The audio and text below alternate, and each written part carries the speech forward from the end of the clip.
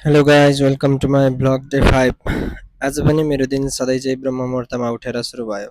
स्नान नित्यकर्म सन्ध्योपासन र जप पूजा सम्पन्न गरेपछि म आजको विशेष सेवाका लागि मन्दिरतर्फ लागेँ। आज मन्दिरमा वैकुण्ठ उत्सवमा सहभागी हुने अवसर प्राप्त भयो। यो उत्सव श्री हरि विष्णुप्रतिको श्रद्धा भक्ति र वैदिक परम्पराको अत्यन्त महत्त्वपूर्ण उत्सव मानिन्छ। यस्तो पवित्र सेवामा सहभागी हुन पाउनु मेरो लागि ठुलो सौभाग्य हो। उत्सवको क्रममा आचार्यहरूको सान्निध्यमा वैदिक मन्त्रोच्चारणसहित विधिपूर्वक पूजा शुभारम्भ गरियो। यज्ञकुण्डमा हवन गरियो। मन्त्रसँगै प्रत्येक आहुति अर्पण गर्दा वातावरण नै भक्तिमय बनेको थियो। हवन केवल अग्निमा सामग्री अर्पण गर्ने कर्म मात्र होइन, आफ्नो मनका विकारहरू भगवानको चरणमा समर्पण गर्ने आध्यात्मिक साधन पनि हो। यसै क्रममा मलाई श्रीमद् भागवत महापुराण पाठ गर्ने अवसर प्राप्त भयो।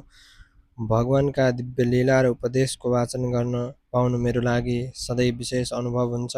यस्तो सेवामा सहभागी हुन पाउने नै भगवानको असीम कृपा हो भन्ने अनुभूति भयो।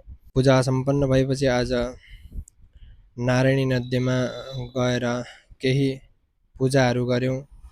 ती पूजाहरू भ्याएर साथीलाई पुगाउन म देवघाट जानुपर्ने भयो।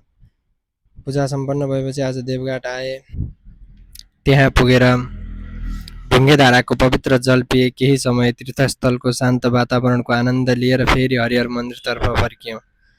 साँझ मन्दिरमा आरतीमा सहभागी भएपछि दिनभरको सेवा भगवानलाई समर्पण गर्दै घर फर्किए। यस्ता दिनहरूले जीवनमा शक्ति, भक्ति, शान्ति र नयाँ ऊर्जा थपिदिन्छ। यही थियो मेरो 5औं दिनको यात्रा। तपाईँलाई आजको ब्लग कस्तो लाग्यो कमेन्ट गरेर अवश्य